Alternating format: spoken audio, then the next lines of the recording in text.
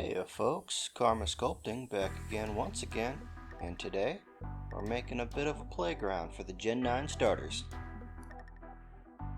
With a Sharpie, I just kind of went around the foam and, etched out what I think the shape should be before I started cutting anything on it whatsoever. Then, and only then, did I break out the hot wire cutter. One thing I have to tell myself every time I do something like this is that these lines are not rules, they are more like guidelines. Next up, I used my heat gun to kind of give it more of an uneven surface, though oddly enough on camera it makes it look like it came out more smooth. And I do not recommend using a heat gun with your fingers this exposed. I did burn myself a couple times. I'm not too proud to admit it. Next up, I took the box cutter and just slowly started cutting chunks out of this on the sides, all to give it more of a rocky surface texture. I mean, how often do you see a flat stone face on a cliffside? And just like last time, the heat gun added a little bit more texture. Now that that's done, it was time to load it onto a base and start on some finer details. To fill in the cracks, I used some DAS or DOS paper-made clay. You could also use some grout for some of this. Either way, this tends to be a messy part, hence the fact that I'm actually wearing gloves for once. And as a side note, this stuff does take quite a while to dry out, so if you're in a hurry, grout may be the way to go. Plenty of those dry a lot faster than this stuff will. Here comes a fun part. I rolled out some thick tubes of polymer clay, contorted a bunch of metal wires, and rolled them all together to make a twisted tree. It came out looking a little too uniform, so I might not do it this way again, but it's all a learning process.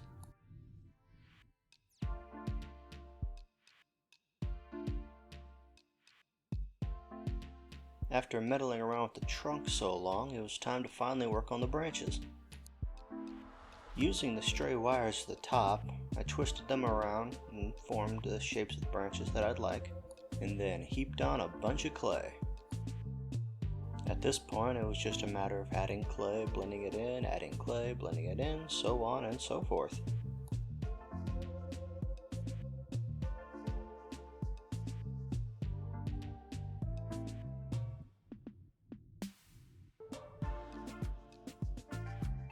And to add some final detail, I took my silicone brush tool here, just started adding in extra grooves along the trunk and branches. And because the foam looks so flat on camera, I just had to go over it with a rock to give it even more texture for you guys. All for you guys.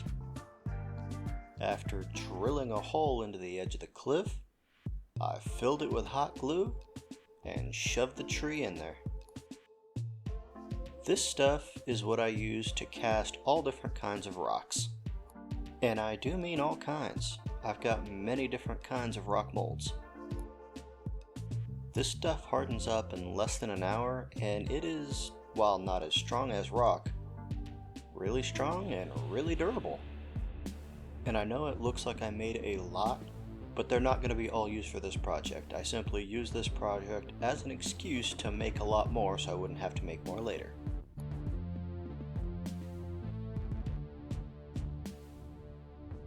And I won't lie to you, the positions of these rocks were not planned at all. I literally just stuck them around and that was that. With rock and stone and stuff like that, I just think the more random it is, the more natural it is. And as I was working on this project, I couldn't help but think, man, this is really fun. I wish I could do this more often. So if you guys like this, tell me down below. Maybe I could do some D&D dungeon style builds and whatnot, And now I know this is random, but this was the only thing I actually really wanted to just make. It's almost like a little random water shrine. After placing all of them down, I went in again with some more of that paper clay to fill in those cracks and make it seem like the rocks are actually embedded in the earth. I even left it a little messy this time for, guess what? More texture. Here I kind of realized the tree is literally just sticking out of the cliff, like there are no roots or anything, so I decided to add a couple. And seeing how difficult it would be to shape and then bake the polymer clay into the correct shape to mold to the cliff, I decided to make it all out of the paper made stuff. It took a lot longer to dry, but I was definitely happy with it when it was done. And hey, if you forget to add the finer details with this stuff after it dries, all you gotta do is add water to fix that. Would you look at that? It's finally time to start painting. If you'll notice, I'm really only painting the rocks and the rest of the landscape with a black coat, because I kind of want to add sand at the bottom here. And for technical purposes, this is watered down black paint so that it seeps into all the cracks. I really just kind of haphazardly slap this stuff on, since it doesn't matter in the end looks. It just makes the colors on top pop off more. With all of that done, it was finally time to start adding some earthy tones. But back to a previous question that I had asked, would you folks be interested in me making some D&D styled tile sets? Because while I definitely enjoy creating Pokemon and stuff like that, landscapes have a large amount of freedom. You can go as crazy or as realistic as you like with them. And after all of this, I'm kind of thinking that my next project, I want to make it more technological in some way. I'll think of something. Maybe I can use some stuff like lights and wiring and some glow-in-the-dark paints to give it a real pop. If anybody's got any ideas, I'm open to them. But back to this, I kind of went over everything, all the stone, with a watered down base gray, then used muddier and muddier grays on top of that to give it more of a realistic stone color. Now, this is a trick I learned from watching Black Magic Craft. If you've never heard of them, go watch them. His channel is amazing, and a big inspiration for me starting mine. I brushed off some of the dust from the chalk bricks and used it to kind of dust on some earthy texture to the rest of the stonework. And the green was a little strong by itself, but luckily for me, just like paint, you can mix them. So I threw in some blacks and some browns, and the mossy color really came out. I made sure to get that real nice around the edges and crevices around the stones.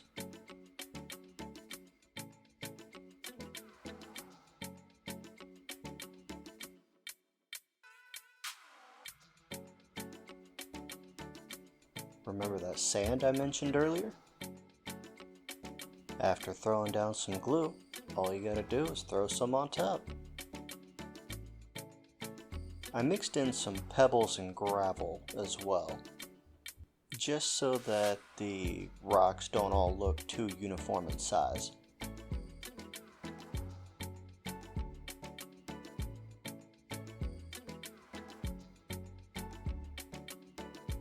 To seal it in, just dilute some Mod Podge and drip it on top. You can also spray it on with a bottle if you like. That might be more preferable to some of you. As you can see, I made a mess. Next up, I started to add some grass flock. Since I've yet to invest in a static grass applicator, I just kind of haphazardly throw it on over the Mod Podge or glue.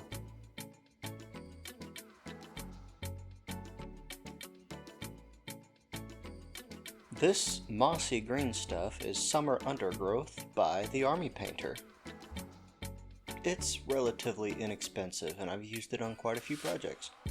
It works really well for any mossy, tangled mess of weeds you can think of.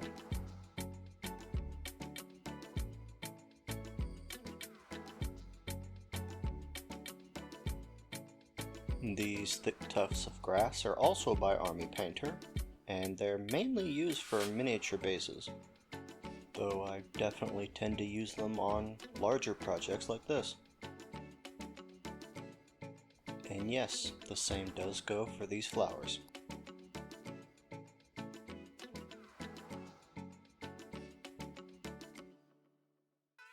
This here is actually a part of the project that I kind of regret doing, and I'll explain why later. I rolled out literal handfuls of these little balls and shaped them into individual leaves.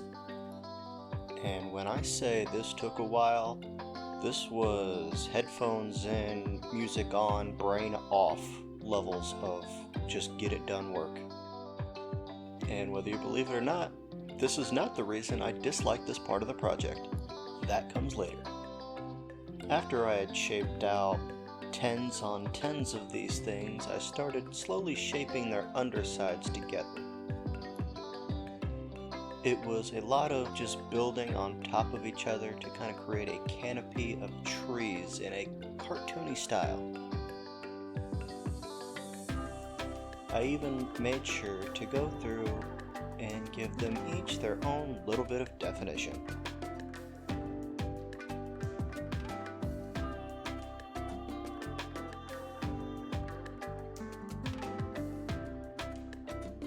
And you know I couldn't make just one. I made several different bushels of leaves, each one getting gradually smaller than the last. The one that looks a little glossy looks that way because it's covered in gloss. It was kind of fragile and I wanted something to make it a little more durable.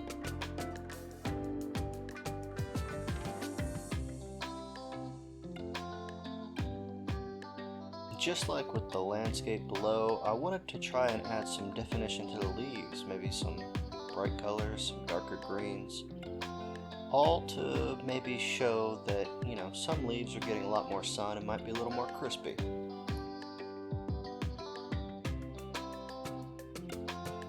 Here I only have footage of gluing them on with the hot glue gun, but afterwards, when I knew they were mostly secure, I went in with some UV resin to give them some extra stability.